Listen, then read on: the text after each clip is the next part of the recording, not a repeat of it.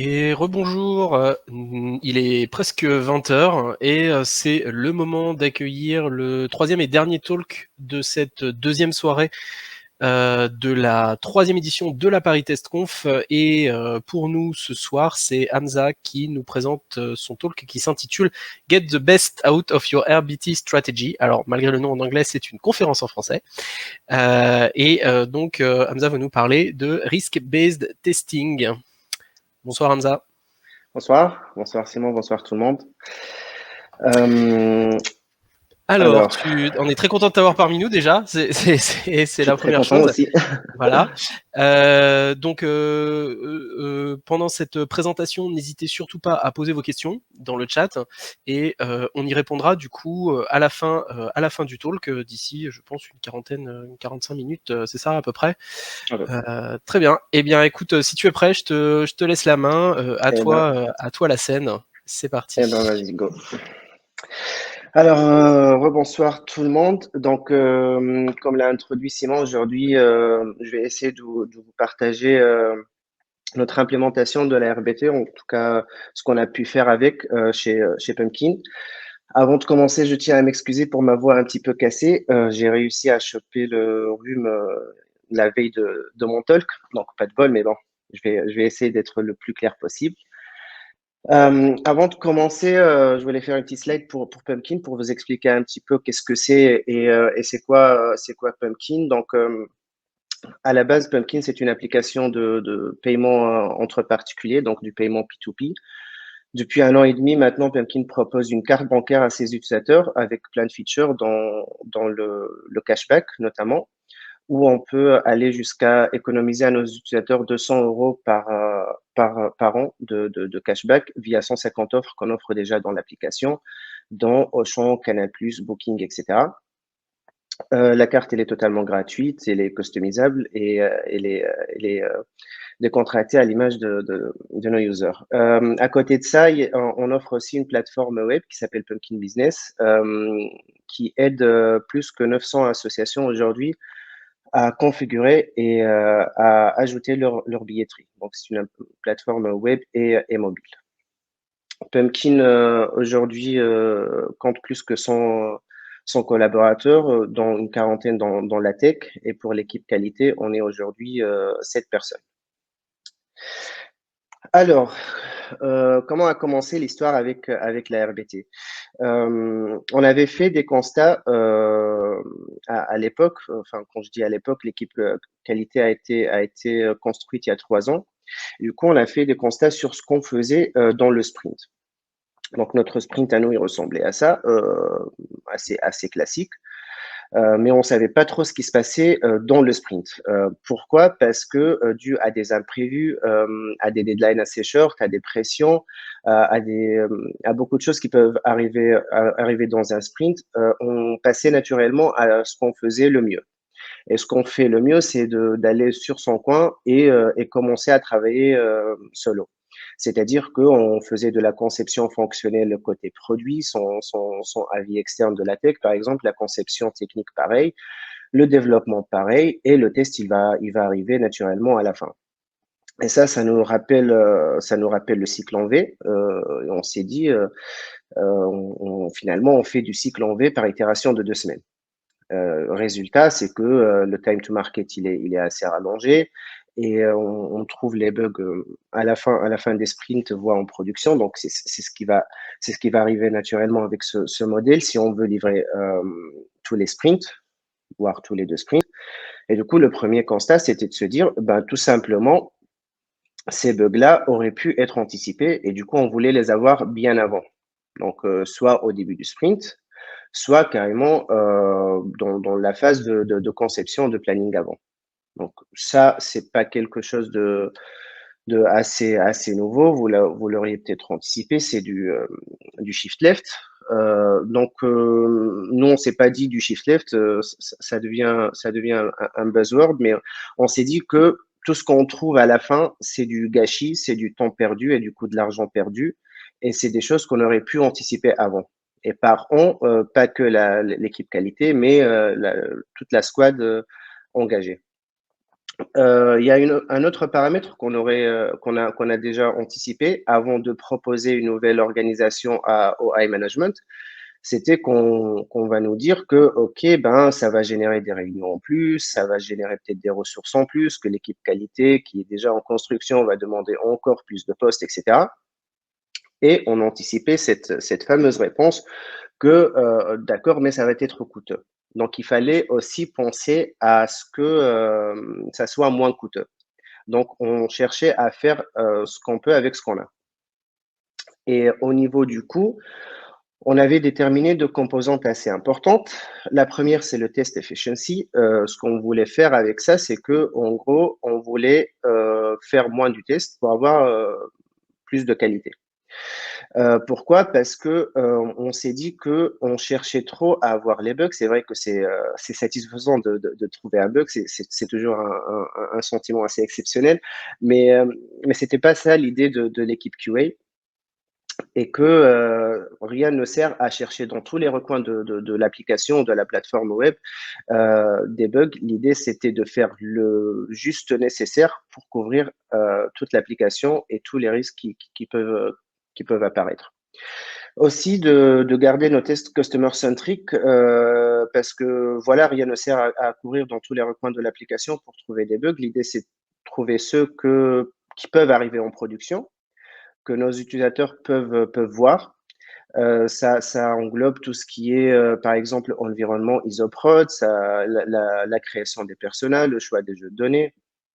Donc, tout ça, il fallait aussi de la data pour construire ça, mais l'idée, c'est de rapprocher vers le business, vers comment l'application va être utilisée au final, que de partir sur des test cases construites, on va dire, en mode solo, en se basant sur des exigences.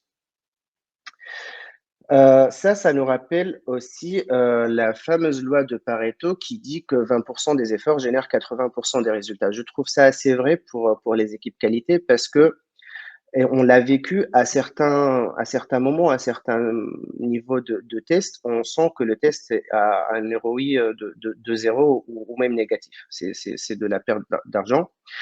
Donc l'idée, c'est de trouver cet équilibre-là pour faire le juste nécessaire pour couvrir le maximum de risques. Donc ça serait notre deuxième conclusion.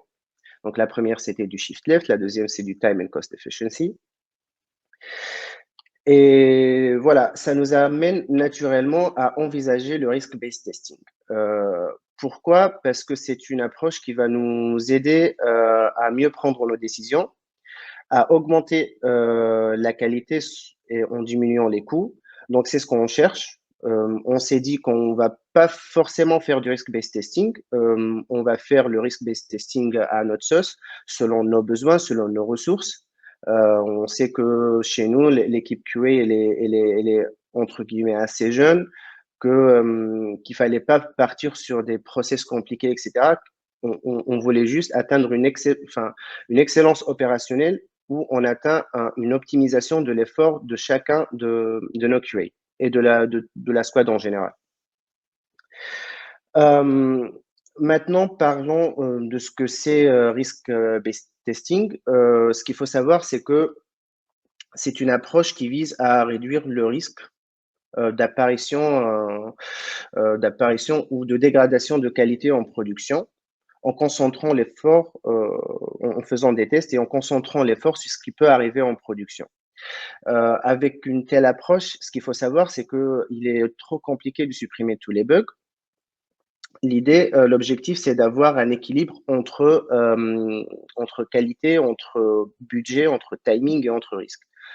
On sait tous, si on veut avoir plus par exemple, de qualité, on va peut-être augmenter le time to market et du coup, peut-être l'équipe produit, les business, etc. Ils seront pas trop contents. Si on fait l'inverse, eh ben la qualité elle sera touchée. Au final, les équipes support ils vont encaisser. Et du coup, le fait d'atteindre cet équilibre-là, il était trop important pour nous. Et on savait que le risk-based testing pourrait nous aider. Maintenant, c'est quoi le concept? Il est assez simple. Premièrement, c'est le fait d'identifier des risques. Un risque, c'est la possibilité d'avoir un retour négatif en production. Là, on parle de risque qualité, bien sûr, pas de risque produit. Pour faire la différence, nous, on se pose directement la question, est-ce que ce risque peut être mitigé avec l'exécution d'un test? Si oui, on va dire c'est un risque qu'on va ajouter à notre base. Sinon, ben, c'est un risque produit. Du coup, on va communiquer, on va dire à tout le monde qui a ce risque produit-là, mais on ne va pas forcément le mitiger par du testing. Une fois ces risques identifiés, l'idée après, c'est de commencer à affecter des poids à deux composantes principales qui sont la probabilité d'occurrence, qu'on verra après comment on va pouvoir l'estimer. Donc, c'est la possibilité d'avoir ce risque qui se produit en production. Donc, on va affecter un score de 1 à 4. Là, c'est juste à titre d'exemple. On peut avoir des scores de 1 à 3 où 1 est le plus faible, 3 la probabilité la plus haute ou l'inverse. Donc, nous, on est parti sur du 1, c'est du low et du 4, c'est du highest. Pareil pour l'impact, donc qui a un aspect purement fonctionnel, un aspect purement métier. Et, et du coup, donc, si ce risque survient en production, ben, quel serait l'impact sur l'utilisateur et du coup, qu'est-ce que ça va engendrer aussi pour nous en termes de coûts de support et d'image de marque. Donc, on va affecter aussi un score de 1 à 4. Après, c'est simple, c'est l'idée de multiplier ça pour avoir une matrice de risque. Donc, la matrice de risque, elle devrait ressembler à ça. Donc, pardon, on va calculer ces risques, on va faire cette multiplication-là et puis on va affecter plutôt 4 niveaux de risque. Donc, on aura du low, du medium, du high et du highest.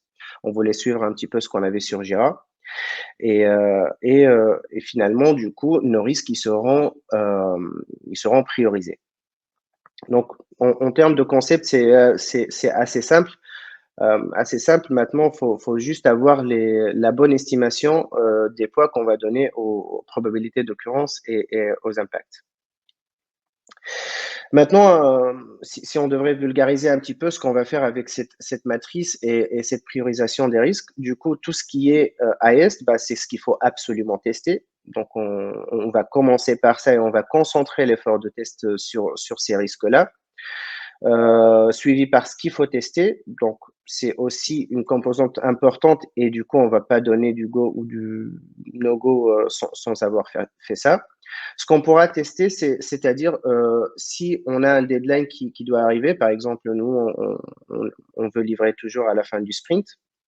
Donc, si à la fin du sprint, on n'aura pas terminé ces risques qui sont en médium, et qu'on a un deadline assez short, ben on peut donner un go parce qu'on sait que sur ces risques-là, on devrait pas trouver beaucoup de bugs et si on en a, ben, l'impact il sera ou la probabilité d'occurrence elle sera pas énorme et ce qui n'est pas attesté.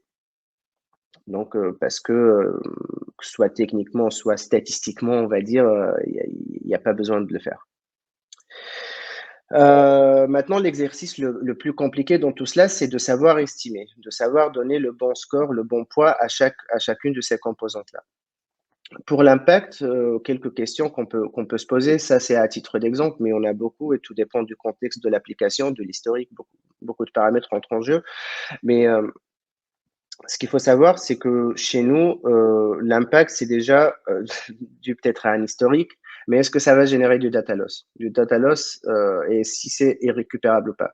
Du coup, ce sont des questions qui se posent systématiquement quand on a, par exemple, un ajout de champ ou suppression de champ, de la migration de base de données, ce genre de trucs. Donc, on va directement penser à ça et estimer l'impact. Est-ce que ça va bloquer un parcours utilisateur? Ça, c'est assez classique. Est-ce que c'est quoi l'impact direct de cette fonctionnalité? C'est aussi très important pour nous parce que on va pas affecter le même impact à un risque qui est sur, par exemple, une transaction. Donc, je veux virer de l'argent vers mon compte. Ça serait naturellement un impact plus fort que je veux gagner un badge en faisant des transactions, par exemple. Donc, en fait, l'utilisation finale et l'impact direct de cette fonctionnalité chez l'user, c'est quelque chose de très important qui va nous aider à mieux estimer l'impact. Et la dernière là où on trouve beaucoup de risques et là où on concentre l'effort de test, des fois, dû à une architecture qui est en train d'évoluer d'ailleurs, mais on a un gros monolithe avec beaucoup de dépendances, avec une API qui est utilisée par pas mal de produits. Du coup, on se pose directement la question, bah, est-ce qu'il y a d'autres produits ou modules qui dépendent de cette fonctionnalité? Ce qu'il faut savoir, c'est que l'API, elle est partagée, il y a une certaine modularité dans les applications mobiles, etc. Euh, donc, le risque de régression, il est supérieur à la moyenne, je pense. En ce qui concerne la probabilité d'occurrence, donc il y a beaucoup de questions qui se posent, mais on va voir après une petite simplification d'analyse, mais l'idée, c'est de parler aussi beaucoup de si la solution elle est compliquée techniquement. Donc là, on va avoir beaucoup de feedback et d'input de nos développeurs, de nos architectes qui vont nous dire que attention, ça va être chaud pour faire cela. Euh, on va, hum, on va faire une refacto de code, on va changer beaucoup de choses. Et du coup, là, on peut estimer que la probabilité d'occurrence, elle peut augmenter. Est-ce que l'équipe, elle est assez expérimentée ou pas? Nous, on change, il y a des développeurs qui changent tous les mois, tous les 3 mois pour changer entre les squads, etc. Et du coup, si on accueille un nouveau sur un sujet un petit peu compliqué, qu'on sait qu'il va prendre cette US-là, ben, du coup, c'est pas contre lui, mais on devrait faire attention plus que d'habitude. On va parler aussi de l'environnement, s'il faut faire quelque chose sur l'environnement ou que l'environnement peut nous poser problème sur des aspects de performance, par exemple. Si on a des aspects de performance, ben, il faut prévoir et du coup, dû aussi à un historique de l'application, il y a des choses à prévoir. Est-ce que l'équipe subit une pression? Dès que l'équipe subit une pression de livraison ou des deadlines, ben, du coup, vont peut-être avoir tendance à faire des bêtises en cours de développement. Est-ce que la story, elle est assez documentée? Est-ce qu'il y a quelques ambiguïtés? Est-ce qu'on devrait utiliser un nouveau SDK, ce qui arrive assez souvent, ou une nouvelle technologie, donc de l'intégration dans le code qui pourrait générer de la régression ou pourrait générer un malfonctionnement?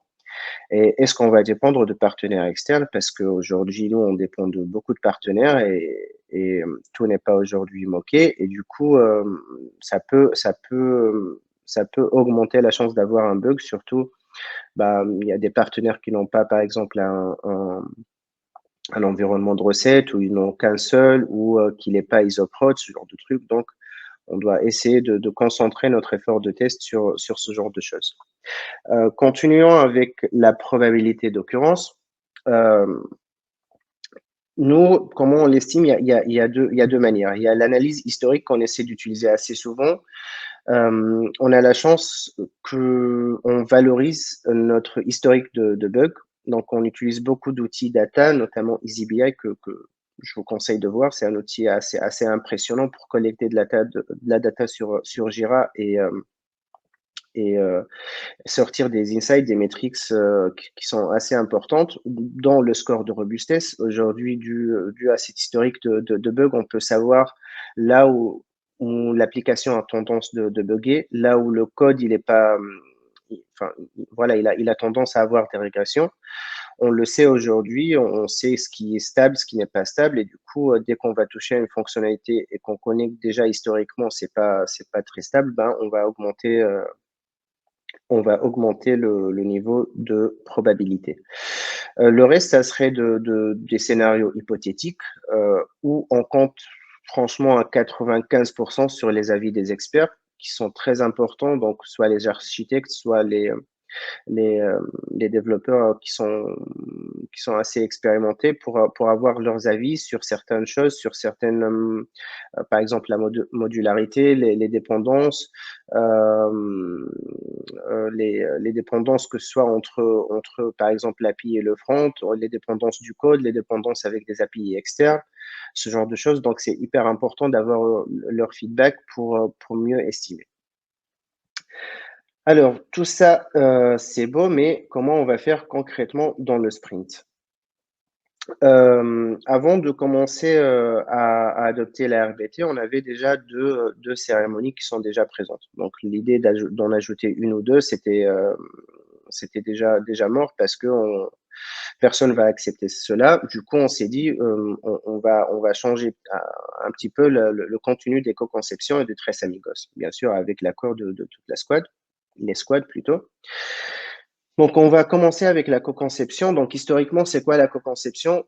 C'est une cérémonie où on n'était pas forcément invité avant, où le PO arrive avec une story, une draft, très, très macro pour présenter aux développeurs et leur dire c'est quoi votre avis, on va faire du macro costing, on va parler de la faisabilité, du temps que ça va prendre, etc. Maintenant, ce que c'est la co-conception, c'est toute la squad qui participe avec le même input, un draft d'une story. Mais on va parler surtout de l'intérêt de l'US, comment elle va être utilisée, sous quelles conditions. On va collecter le maximum d'inputs qui peuvent nous aider à donner du contexte au test. Et du coup, le scoper un petit peu. Et on va commencer à parler oralement avec tout le monde sur les risques. Donc, on va juste noter quelques risques, ceux qu'on a pu déduire, mais ça reste très macro. Ça reste très macro, donc on va juste se poser les questions, qu'est-ce qui peut mal tourner? Donc, puisque la story n'est pas encore assez détaillée ou assez découpée ou n'est pas encore smart, et du coup, on va juste noter d'une façon très macro les risques. Bien sûr, en consultant tout le monde présent dans la co-conception. On passe après au Tres Amigos, où là, on arrive avec une story bien scopée, avec, on va dire, un draft de critères d'acceptance, et normalement avec tout le monde qui a déjà lu le contenu des US qui vont être présentés lors du Tres Amigos. Donc là, on va commencer à rentrer dans le détail pour faire du risk refinement. Donc, on va prendre notre liste de risques et on va commencer à évoquer l'impact, la probabilité d'occurrence, les effets de bord. On va aussi commencer à évoquer des sujets Ops, des sujets de préparation de jeux de données, etc. Donc, tout ce qui peut déjà nous aider à avoir cette matrice de risque à la fin. Et aussi, pourquoi pas, et ça arrive assez souvent, que certains risques ils sont déjà mitigés lors du Tres Amigos, où on se rend compte, par exemple, qu'il fallait ajouter une tâche dans le sprint pour une tâche tech, par exemple, pour faire des mocks, où il fallait des actions Ops pour augmenter de la mémoire parce qu'on veut exécuter des tests de performance, etc. Donc tout ça, ça rentre dans l'anticipation de certains sujets pour être le plus à l'aise possible dans le sprint et surtout de savoir prioriser les sujets qu'on va prendre. Donc on sort de cela avec une matrice de risque. Donc une matrice de risque, c'est finalement une liste de risques priorisés.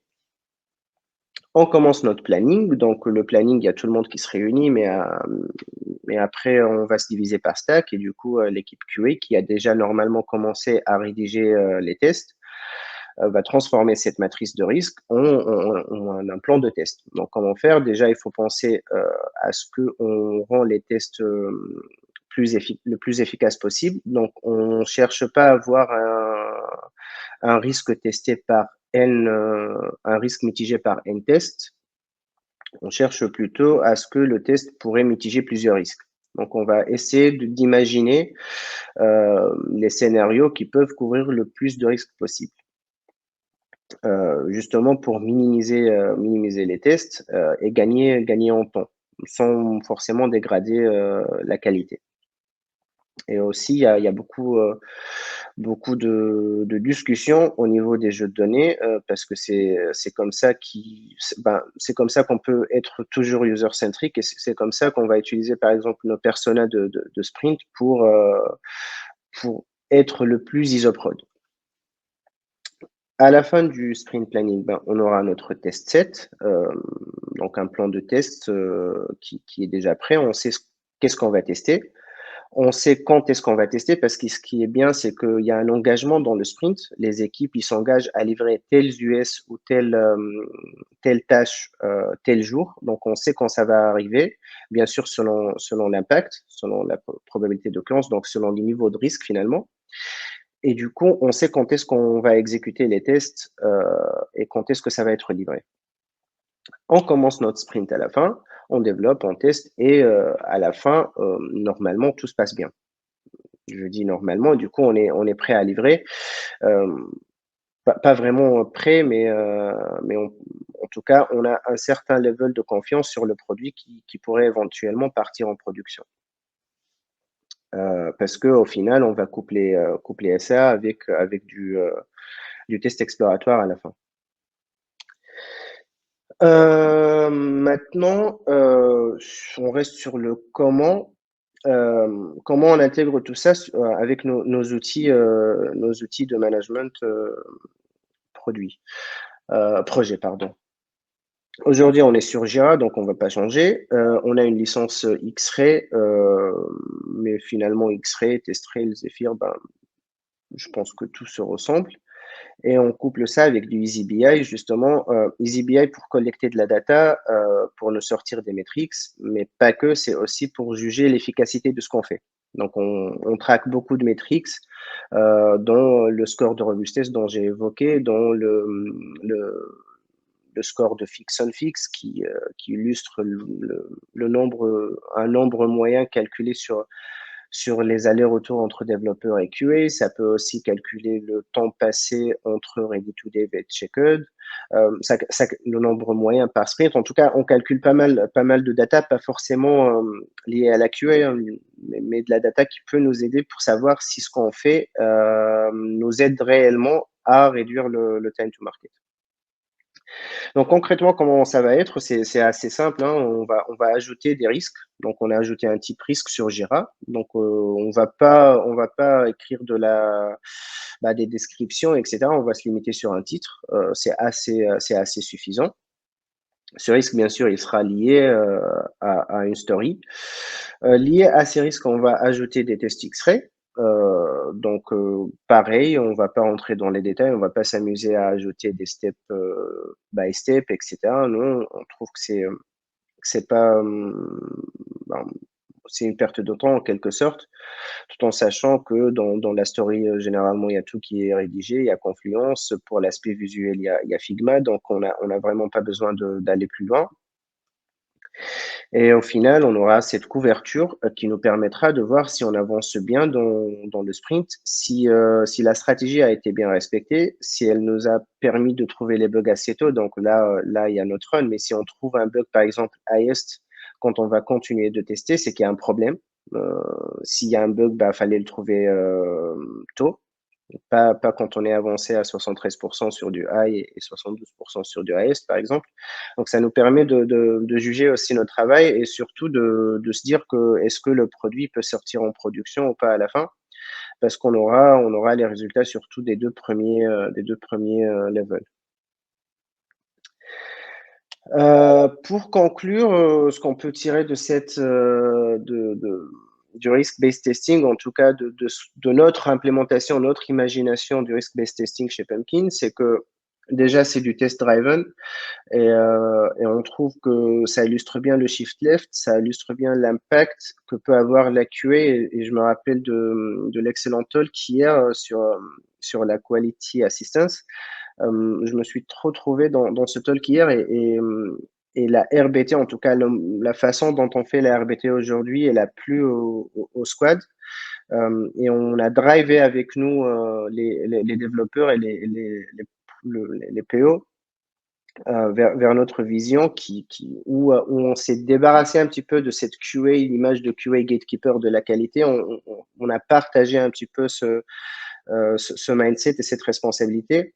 Donc, le test driven, ça illustre bien le shift left et c'est assez cool. L'impact squad, parce que en fait, le fait de discuter de risques, naturellement, on va mitiger les risques. Comment déjà dans les discussions qu'on peut avoir avec les experts ou avec les développeurs, c'est que déjà quand on parle de risques, eux, enfin, je ne sais pas si consciemment ou inconsciemment, mais ils vont faire attention à ce qu'ils développent bien certaines choses ou certaines dépendances ou ils couvrent bien en termes de tests unitaires, etc. Donc, il y a un impact indirect de cette implémentation-là sur la squad et on a senti que on a de moins en moins de bugs au final qui arrivent quand on teste. Et là je trouve le plus grand intérêt qu'on cherchait dès le départ, c'est que déjà anticiper les bugs et les trouver assez tôt. Donc là où avant on trouvait les bugs vraiment à la fin du sprint, déjà qu'on livrait à la fin du sprint, etc. Mais ça, c'est un autre sujet. Mais en tout cas, les bugs, ils étaient trouvés trop tôt et du coup, on était obligé à attendre le sprint prochain pour corriger. Aujourd'hui, on n'est pas dans du continuous delivery. On essaie d'y aller, mais lentement mais sereinement. Mais en fait, on est obligé de livrer un package, une release note où il y a certaines US, certaines tâches, etc. Et, euh, et avant, on pouvait pas le faire si la release note n'est pas complète et du coup, on devait attendre le sprint prochain. Là où aujourd'hui, on a tendance à quand même livrer à la fin du sprint. Là où il faut faire attention, par contre, c'est que ça reste de l'anticipation. Ça peut donner un certain niveau de confiance où on se dit, bah, on a tout préparé, on a tout anticipé, les risques qui sont rédigés, tout est nickel, alors que ça reste de l'imagination, ça reste de l'anticipation et c'est pas du concret au final. Le produit, on peut juger la qualité du produit quand il sera testé et passé en production. Et du coup, faut pas avoir ce faux sentiment de confiance. Faut se dire qu'il y a probablement des risques qu'on n'a pas bien estimés ou qu'on n'a pas même identifiés. Et c'est pour ça qu'il est aussi important de coupler ce qu'on fait avec la RBT dans le sprint avec des tests exploratoires, par exemple. Là où aujourd'hui, on a des tests automatiques, mais c'est pas encore assez développé. Du coup, on couple avec du test exploratoire. L'expertise qui est assez importante. Là, on parle surtout d'expertise métier parce que pour savoir bien estimer et identifier les risques, il faut déjà connaître le produit et connaître son historique. Donc, l'expertise, elle est assez importante. Et ça reste une approche très flexible parce que nous, et dès le départ, on a choisi de ne pas faire une stratégie, on va dire, on va pas l'appliquer d'une façon académique. Et je pense que c'est valable pour tout type d'approche qu'on veut adopter. C'est que chaque produit, chaque équipe, chaque ressource a ses caractéristiques à elle à enfin voilà, on sait que on est une équipe assez jeune de 6 personnes, qu'on n'est pas trop avancé, que le projet quand même il a 3 ans d'expérience et que l'équipe a été formée il y a 2 ans. Du coup, on sait que on veut faire un truc qui peut nous aider sans forcément essayer de l'appliquer à la lettre ou d'une façon très académique. Et je pense que c'est quelque chose qui nous a aidé parce qu'on n'était pas bloqué. On s'est dit, on s'inspire de ça pour achever un objectif, notre étoile du Nord, qui était finalement réduire le lead time en faisant moins de tests, en augmentant la qualité et en anticipant des bugs. Donc, c'était juste ça l'objectif.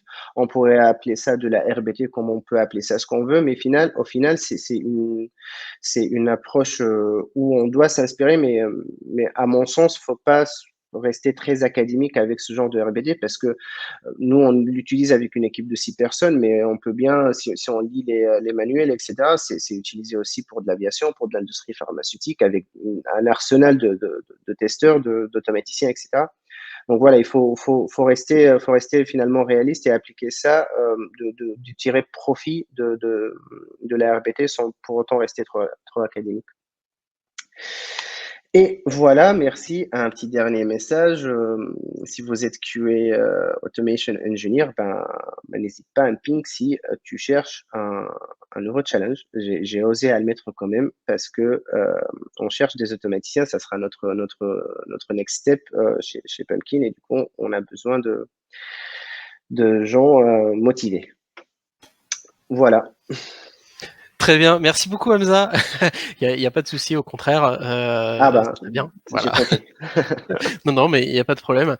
Alors, je vais hop nous remettre en grand comme ça, c'est un petit peu plus sympa. Et on a effectivement pas mal de questions sur ta présentation, donc c'est chouette. On va commencer par Arnaud qui nous demande est-ce qu'une démarche de RBT ne revient pas souvent à une évaluation de la criticité technique / métier d'un ensemble de features, tout simplement.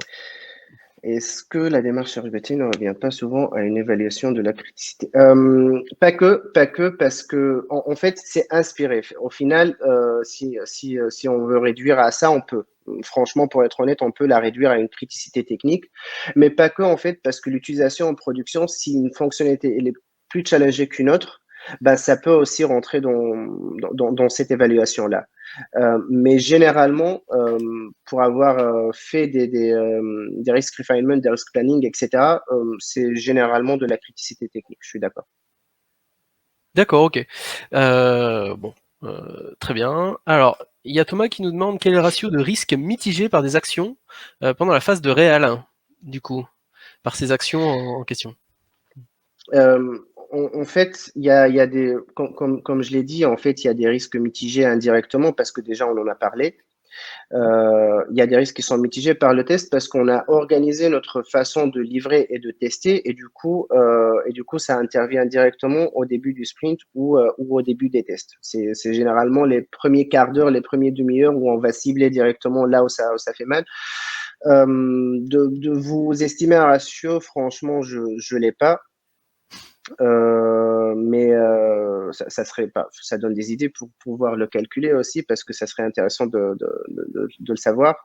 Euh, je pourrais dire 30 à 40%, mais c'est grosso modo. C'est à la louche. C'est d'accord. C'est Ouais, pas à la forcément louche. très précis. Ouais. Après, c'est compliqué parce que y a forcément peut-être aussi des anomalies qui passent entre les mailles du filet complètement qui ne sont Bah oui, jamais détectées. Donc, on n'est pas à l'abri, on fait des hotfix comme tout le monde, donc il y a des choses qui passent en production, mais c'est un risque aussi qui est pris aujourd'hui. On peut accepter certaines choses, on a rarement des choses très très bloquantes qui passent en production. mhm. Pour être honnête, il y en a, mais c'est des aspects un petit peu non fonctionnels, surtout euh, qui arrivent de performance, de sécurité, etc. On n'est pas à l'abri, mais généralement, c'est pas les plus highest qui passent en production. D'accord, ok.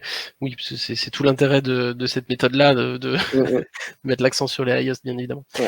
Alors, Arnaud de Le Retour qui nous dit peux-tu réexpliquer le lien entre la matrice de criticité et le cadran je teste, je ne teste pas? Oui, parce que c'est vrai que une fois que tu as montré la matrice et après le cadran, on a quand même l'impression qu'il y a vraiment un lien très très fort entre les deux. Donc, Oui, quel est ce lien? en fait, le lien, c'est de se dire tout ce qui est. Nous, on a choisi de diviser en quatre, donc du low, du medium, du high et du highest. Et du coup, tout ce qui est low, on décide de ne pas le tester. C'est un risque D'accord. à prendre. On pourrait le tester. Avant le tester. Aujourd'hui, on se dit, ça sert à rien de le tester. Pourquoi? Parce que finalement, c'est un score de 1 à 4. Donc, c'est soit la probabilité d'occurrence, elle est quasiment impossible, soit l'impact, il est mineur. Par souci, nous, on veut aller vite, mais sans dégrader la qualité. Du coup, certaines choses ne devraient pas être testées. Et tout ce qui est low, ben, on le teste pas. Au final, on le teste pas dans le cadre d'un test programmé de la RBT, parce que finalement, on va couvrir certaines choses avec les tests Oui. exploratoires. Voilà, par Ouais. accident entre guillemets quoi, Oui. en testant autre chose quoi. Mm-hmm. Est-ce que d'ailleurs, moi j'aimerais bien rebondir sur ce que tu viens de dire, ça m'intéresse. Est-ce que ce choix aujourd'hui de ne pas tester tout ce qui est risque zéro est directement lié au nombre de bras disponibles que vous avez? Oui. C'est-à-dire que Oui, si oui. demain tu me dis bah on a de quoi embaucher 5 nouveaux testeurs, vous Mm-hmm. direz c'est bon, on décale tout. Poum. Oui et non, parce qu'en fait, si aujourd'hui, si par exemple je recrute deux personnes, je peux les affecter. Ça serait des sujets d'automatisation qui seront plus intéressants et le ROI sera plus intéressant que les affecter à des sujets low. Mais oui, si on a 15 personnes qui débarquent chez Pumpkin, ben bien sûr on va les tester. Donc en fait, on garde toujours un œil sur le coût et sur le retour sur investissement qu'on va faire et aujourd'hui, en fait, le fait de ne pas tester Celo nous a jamais mis en mal. Du coup, aujourd'hui, on préfère ne pas le tester et c'est quelque chose de prouvé au final. D'accord, ok. Et petite question du coup pour rebondir aussi, du coup vous avez choisi 4 niveaux. Mhm. Pourquoi 4? Et qu'est-ce qui serait passé si vous en aviez choisi 3 par exemple? Alors, honnêtement, c'est le fait de choisir 4, on pourrait choisir 6 et du coup affiner encore plus pour Mhm. estimer mieux et se dire il y a du lowest, il y a du low, il y a du medium, etc. Nous, on divise par 4, du coup, on sait que 75% ça va être probablement testé, 25% non. Alors, pas forcément comme ça, hein, mais en tout cas, il y a une grosse partie qui ne va pas être testée. C'est un choix. Au final, si on aurait choisi 3, est-ce que ça va changer des choses? C'est juste qu'il y a des choses qui sont en highest qui vont passer en high et des choses qui sont en high qui vont passer en medium. On va perdre un niveau, mais au final, concrètement, qu'est-ce que ça va changer au niveau de la qualité? Je pense pas que ça soit grand-chose. En tout cas, on a naturellement pensé à 4. On s'est pas dit D'accord. Oui, oui. forcément qu'il y ait une raison. C'est un choix. D'accord, On a ok. voulu suivre ce qui était sur Jira au niveau de la priorisation, de la criticité. Du coup, on est parti sur 4. D'accord, ok. Très bien, merci. Alors, c'est encore Arnaud qui nous dit est-ce que les tests X-Ray ne s'appliquent pas principalement aux risques produits, donc versus les risques projets, comme par exemple la dispo d'un environnement. Du coup, tout ce qui concerne les risques projets, comment est-ce que vous les gérez? Si Alors, vous les on gérez. les partage. On les partage, mais en fait, nous, on n'a pas la main dessus. C'est comme j'ai dit au départ, nous, on va dire, est-ce que ce risque va être mitigé par l'exécution d'un test? Si oui, ben, on le prend, sinon, on le partage. Après, ça serait au management, au chef de projet, etc., de traiter ce genre de risque. Non, généralement, les risques produits et les risques projets sont dus, par exemple, à des engagements, par exemple, de partenaires ou de la livraison ou à un environnement qui n'est pas isoprod, ce genre de trucs. Donc, ça se gère entre eux. Mais nous, on le gère pas forcément chez la QA, par un test en tout cas. Du coup, ça sera pas logué sur X-Ray. Enfin, la première partie, j'ai pas trop compris le X-Ray. Là où il intervient, est-ce que les tests X-Ray ne s'appliquent pas principalement aux risques produits versus les risques projets? Je suis Non, mais pas je pense sûr que d'avoir compris. c'était. Non. En fait, c'est que, bah voilà, si tu as un changement de feature ou une US qui, par exemple, dit que bah, il faut, je sais pas moi, mettre à jour une librairie et que du coup tu risques de faire tomber ton Ouais. environnement, c'est pas un risque produit puisque techniquement tu touches pas, tu t'ajoutes pas de feature, enfin voilà, Oui, c'est justement, plus un problème DevOps ou ouais, infra. on peut le mitiger par pas mal enfin, par pas mal d'actions. On peut se dire, si c'est un appel API, vas-y, on va le moquer, si c'est quelque chose comme ça. Mais en fait, concrètement, avec un test, on peut rien faire et du coup, on veut essayer d'engager tout le monde pour le mitiger, mais ça sera pas via un test. D'accord. Très bien, merci. Iman qui nous demande est-ce que vous revoyez les factures de risque ainsi que leur poids et est-ce que votre matrice de risque est revue et ajustée régulièrement au fur et à mesure que le périmètre grossit? Oui, très bonne question. Je vous avoue, c'est un pain point parce que la RBT, si on veut le faire proprement, c'est assez chronophage.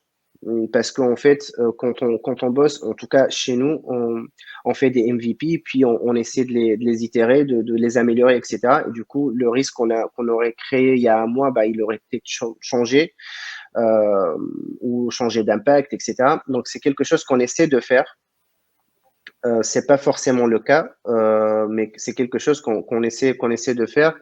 On s'est aperçu que aussi, là je vous le cache pas, ça peut créer des doublons de risque aussi, ou si on en crée trop. Donc on est en train d'ajuster cela pour avoir des épiques de risque en quelque sorte. En tout cas, on est en train de brainstormer sur ça, mais c'est quelque chose qu'on essaie d'adresser aujourd'hui et c'est quelque chose qu'il faut mettre à jour, surtout si on bosse avec ce système de MVP et puis on itère, on ajoute des fonctionnalités, on change le design, on fait une refactor, etc.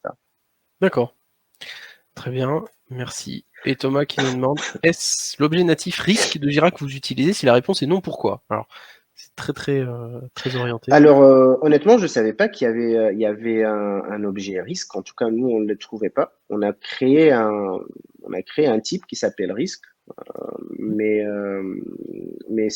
la réponse est non. Et du coup, pourquoi? Franchement, on savait pas. En tout cas, on le trouvait pas. Franchement, on a beau chercher, euh, même sur la documentation du X-Ray, quand il proposait d'adopter de la RBT avec X-Ray, il disait qu'il y avait ce type risque. Mhm. Nous, on a dû le créer parce qu'on ne le trouvait pas. Je connais pas assez Jira pour savoir si c'est. Ouais, J'ai après, pas peut-être c'est des versions différentes. Nous, on a la cloud, on n'a pas la promesse. Donc, enfin, je sais pas, peut-être c'est des versions. En tout cas, on n'a pas pu le voir. Après, la création, ça se passe en 2 minutes. Hein. C'est Oui, pas quelque chose. un Mm. champ personnalisé, oui, c'est pas hyper compliqué. Et enfin, c'est encore Thomas qui est on fire. Tu as dit que les risques sont rattachés aux US. Du coup, comment est géré le référentiel des risques? Alors, il n'est pas forcément géré. On sort les risques. Comme vous l'avez vu, on affecte on affecte des tags à ces risques-là pour dire que c'est quel module, euh, pour savoir un petit peu les différencier et aussi sortir tous les risques à la fois d'un certain module ou d'un certain composant. On a préféré rattacher les risques aux US pour que les US aient du sens et que le test in sprint ait du sens parce que c'est là où on va focus notre effort de test. Je peux imaginer si la RBT elle est utilisée pour, pour des tests de non-régression, par exemple, ça aurait du sens de les sortir des US et de faire un référentiel à part de risques. Mais aujourd'hui, on focus sur le sprint et on a choisi de les attacher aux US, surtout pour savoir un petit peu l'avancement. Est-ce qu'on peut livrer ou pas? Est-ce que ben, ce genre de choses, donc c'est lié à notre utilisation. Et le référentiel, au final, nous, on peut le générer assez rapidement avec des filtres assez simples sur Jira. D'accord. Ok, très bien. Ah, Valentin nous demande si l'impact est très faible, n'est-ce pas un signe que l'élément n'est pas si important et pourrait tout simplement être enlevé du produit? Est-ce quelque chose que vous envisagez? Enfin, Valentin, c'est comme si vous étiez présent dans certaines de nos réunions parce il y a des choses où on s'est dit la même chose. On s'est dit que au final, c'est un truc qu'on essaie d'itérer depuis un moment. Est-ce que ça a du sens de le faire ou pas? Certaines choses, en fait, ils sont assez stables techniquement, ça ne demande pas de faire pas mal de choses hein, techniquement. Par exemple, le système de badge, tu fais telle action, tu as ton badge, il n'y a pas plus simple. Donc, en fait, ce genre de choses, nous, qui sont techniquement stables et que on sait, parce qu'on consulte aussi la data pour construire nos personas et savoir l'utilisateur concrètement qu'est-ce qu'il fait sur l'application, est-ce que c'est important pour lui d'avoir ce badge ou pas. Donc, si on sait que c'est pas aussi important pour l'utilisateur, la gamification, ça peut être sympa, mais dans une application qui est aujourd'hui un compte bancaire, c'est pas le plus important. Donc, ça reste du lot. C'est vrai que ces risques, pour être honnête, euh, des fois, on les log pas. Parce que faute de temps, les QA in sprint, ils les logent même pas. Alors que un good case practice, c'est surtout de les loguer, mais enfin, comme je vous ai dit, on est une petite équipe qui fait beaucoup de choses. On essaie d'être le plus optimal possible. Et du coup, dès qu'il y a une tâche qu'on pourrait la supprimer sans dégrader de la qualité, ben, on n'hésite pas à le faire. Jusqu'à ce qu'on atteigne ben, on recrute et du coup, on attend impatiemment ça. Mais dès qu'il y a une tâche qu'on pourrait ne pas faire, on ne le fait pas. Donc en termes de produit, le produit il pense que c'est important, donc on peut pas on peut pas discuter ça avec eux, mais c'est vrai que des fois les risques on les log pas forcément. D'accord, très bien. Très bien, très bien. Alors, Davloche, qui apparemment débarque, je ne sais pas si ça a été évoqué. Quelle est la stack technique de test? Selenium, SOAP.UI, Cypress, etc. Alors l'automatisation c'est quelque chose de nouveau, enfin de nouveau. Je l'ai commencé personnellement vu mon expérience personnelle avec les automatisations API et la nature de l'application Pumpkin où tout le corps fonctionnel métier, la logique métier, elle est stockée dans l'API qui est utilisée un petit peu partout. On a focus sur ça. Donc, en termes de stack technique, c'est même Ready API, la version payante, couplée à un framework maison en Java parce qu'on a trouvé que Ready API niveau reporting c'est pas le plus ouf donc on a créé un truc un framework maison qui est un générateur de jeux de données pour aussi être utilisé donc il y a un générateur de jeux de données sur Java qui va envoyer à Ready API des test case parameters pour jouer des tests avec des personnes différentes. Donc on utilise ça, du Java et du Groovy et du Ready API pour la stack back. aussi, on utilise K6 pour tout ce qui est performance. En termes de automatisation, on est sur Catalan Studio. Donc, en termes de langage, c'est du Groovy et c'est une surcouche sur Appium parce on automatise beaucoup la partie plutôt mobile. Aujourd'hui, on n'a pas entamé des automatisations sur la plateforme web. Donc, on est sur Catalan Studio et on prépare pour la semaine prochaine une intégration Perfecto pour avoir l'opportunité d'avoir ces cloud devices et les utiliser pour intégrer nos tests, voire même dans la CI de nos développeurs. Donc, en termes de stack technique, c'est SoapUI, Java, Groovy et Catalan et K6. Ok, merci. Et Arnaud qui nous demande, pour les tests exploratoires faits en complément, comment faites-vous pour qu'il n'y ait pas de biais, que les testeurs en charge des tests exploratoires se détachent de la matrice pour être le plus neutre possible? En fait, on a prédéfini des scénarios. On a prédéfini nos tests exploratoires, ils sont basés sur des checklists. Donc, voici à peu près ce qu'il faut couvrir quand on fait la session de l'exploration. Et aussi nos QA ils sont assez expérimentés sur le produit. Donc, ils ont vraiment la liberté de faire ce qu'ils veulent sur l'application. C'est juste, il y a une checklist qui pourrait les aider pour un petit peu couvrir le maximum d'écran, le maximum de fonctionnalités, d'appels, etc. Mais c'est l'expérience du testeur qui va lui permettre de faire ces exploits-là. Donc, d'orienter, ouais.